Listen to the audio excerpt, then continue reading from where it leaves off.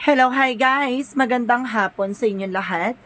This is Shimpo Masagada Channel, a faith healer also matarder. So ngayong hapon natatingnan natin ano gusto sabihin sa inyo ng ating mga gabay. This is a weekly gabay for the month of August 22 hanggang August 28 for the sign of Cancerian. So Cancerian, welcome to my channel.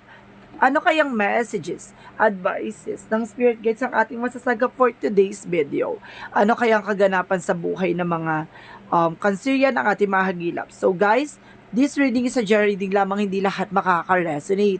Kunin lamang pa makaka-relate sa inyo and comment down below kung kaninong energy ang ating nasagap. Don't forget to like and subscribe my channel and hit notification bell for more videos update.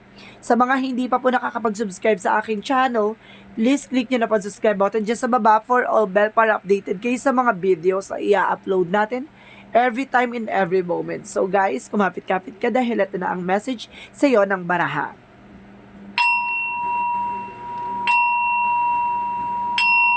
Angel Spirit, please give me information for the sign of Cancerian.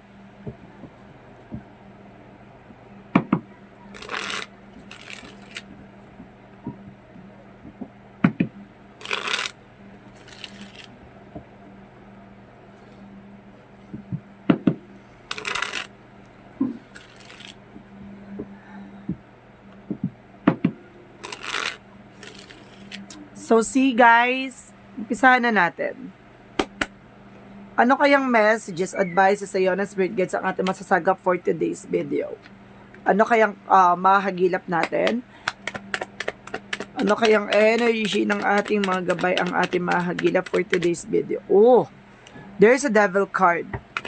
Cancerian, may devil card dito. Meron dito black magic or negative energy. The Hermit card about sa spirituality. Meron talagang black magic involved. There's the King of Wands. There's a vision.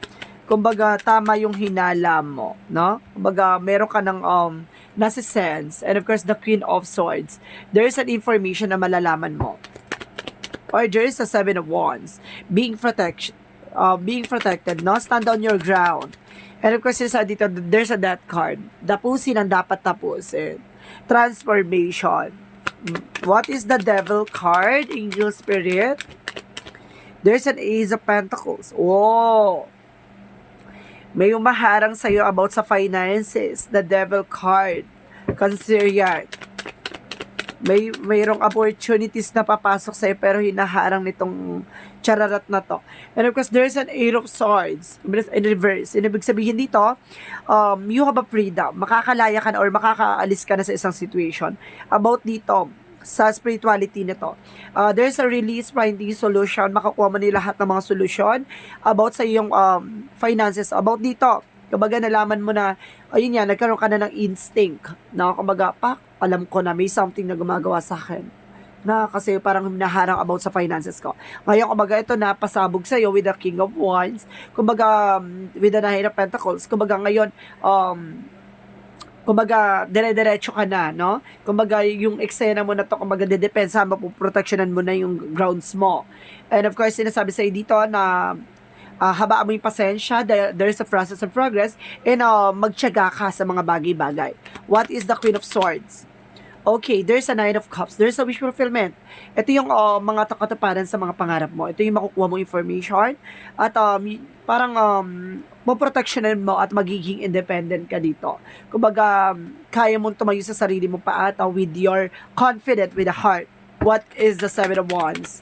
There's King of Cups. There's a devoted and supportive person by the King of Swords. Sinasabi dito napaka-high and of course stricto nitong tao na to. Totoo at hindi peke, no? Kumbaga there's a devoted supportive person. Mahal na mahal ka ng tao na to at mo-protectionan ka, napapangalagaan ka at iaalis ka sa mga bagay na makakasama sa inyong dalawa. Ay, relasyon. What is the Death card? There's a Five of Swords in reverse. Ibig sabihin dito magkakaroon ka ng peaceful resolution o solusyon sa mga problema mo. This is a transformation, katapusan ng eksena at hindi ka na makakabalik sa eksena ng kalugmukan. Ngayon, alam mo na kung paano ka babaguhin dito at alam mo kung paano ano yung babaguhin mo with the transformation in the beginning. Changes. Ganon. What is the devil and the ace of pentacles? Okay, there is a page of pentacles. Oh, manifestation. Ito yun na investment, T. No? Sinasabi sa'yo dito, or sinasabi na umiiwas ka din dito sa tukso. Umiiwas ka sa, sa temptation, yung pangungutang, umiiwas ka dyan. Yung investment, baka investment scam ka dyan. What is the Hermit card? There is a two of wands. So, there's a choices, no? May mga bagay na pagdidesisyonan ka na. There's an options. What is the King of Wands? The Knight of Pentacles. Okay, there's a Six of Pentacles. Sinasabi si dito, magtutuloy-tuloy na raw about sa finances mo. There's a giving and of course, information na ihatid sa iba yung universe. There's a gift. And of course, sinasabi si dito, magkakaroon kayo ng pagtuloy-tuloy na eksena. What is the Queen of Swords? The Nine of Cups. There is a Four of Swords. There is a listen to your intuition. Listen to your gut feeling. Kung baga dyan mo malalaman na tama, isa sa katuparan mo yung pangarap mo. Alisin mo yung takot, yung pangamba mo. Tumayo ka sa sa sarili mo pa at maging confident ka and protectionan mo yung grounds mo, protectionan mo yung mga bagay na alam mong ayun yung pinagkukuhanan mo, ayun yung bagay na nakakatulong sa'yo, protectionan mo yon. What is the Seven of Wands? The King of Cups and of course the King of Swords. There's a Four of Wands. Wow.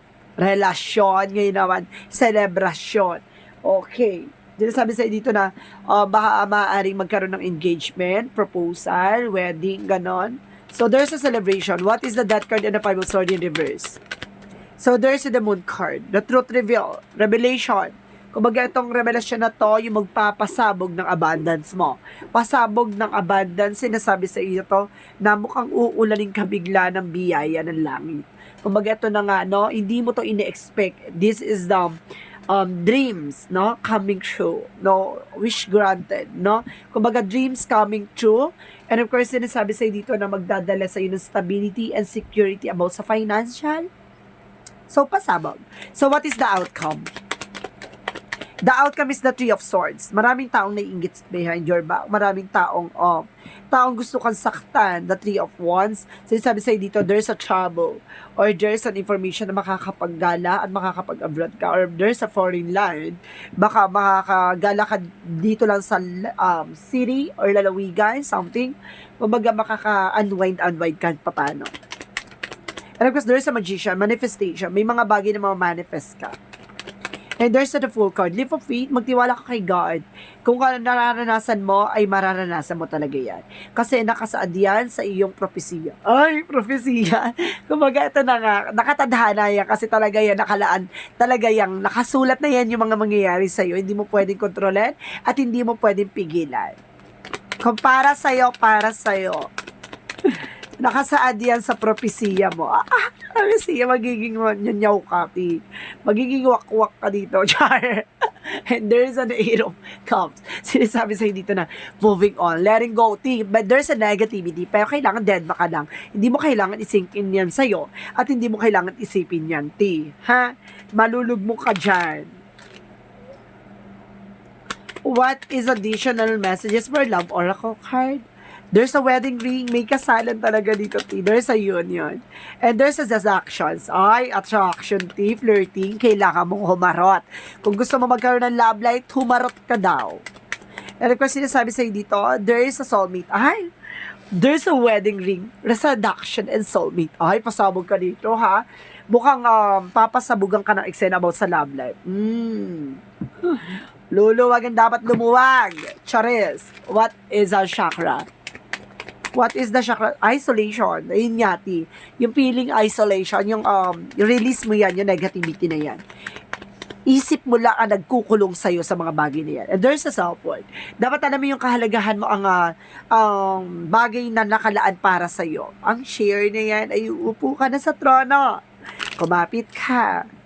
What is additional messages? there's an option. Yun lagi no? Kumbaga magkaroon ka ng sense of humor na parang, kahit na lugmok ka na, or down na down ka na, nag-iisip ka pa rin ng way or lusot ng eksena na may magandang eksena to, may posibilidad to, bakit to binigay ng ganito, bakit ko to naranasan dahil may, kumbaga mataas yung sense of humor mo na hindi ka nagbe-base dahil malas ka, nagbe-base ka dahil para para siguro maranasan mo yan, para matauhan ka dyan, or dahil pagdadaanan mo talaga yan. Kumbaga, hindi mo inilalagay yung situation mo sa hopeless, no? What is additional messages? And there is some music. Kumbaga, some of you nakakatulong daw ang music for you to heal, no? And some of you for connections. Okay, what is the energy?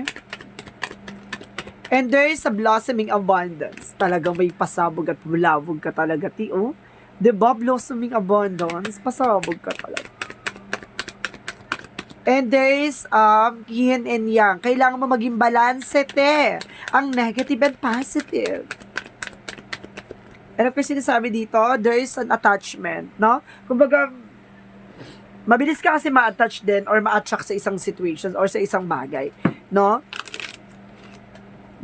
What is additional messages? Angels messages. There is a taking action. Kailangan kumilos ka, kailangan mong gumalaw.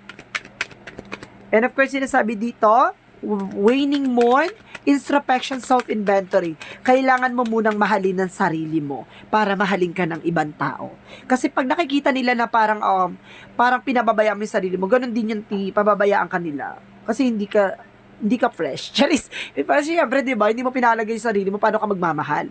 And of course, sa support, guidance, no? Ginagabayan ka raw ng ating angel spirit, and there is a magic, wow, blossoming magic transformation.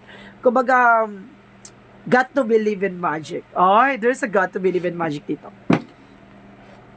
Kumbaga, maniwala ka kay God, ibibigay yan sa'yo with a magic moment. What is the angel's number? There's an 88822. Wow, may 88822. I am aligned and I am wealthy. Ay, magiging mayaman ka daw dito. So, let's see muna for 22. You are in positions of incredible creative powers and ensured that you can achieve anything you wish. O ibig sabihin, yung lahat ng mga pinapangarap mo, yung gusto mong bilhin, gusto mong makuha, nakukuha mo. No? And of course, sinasabi dito with the 88, you are on the cups of prosperous and abundant spiritual life. You will find numerous opportunities for success and achievements, all of which brings financial and material abundance into your life. So, ibig sabihin dito na talagang nakalaan din para maging mayaman ka soon. Ay, ito yung tinatawag lang got to believe in magic talaga. Kumbaga, hindi mo in-expect na mabibigay sa'yo ni God to. Ay, give and shall be given to you. Ay, ibibigay daw yan sa'yo kung karapat-dapat sa'yo. Ganda! What is Archangel Michael messages?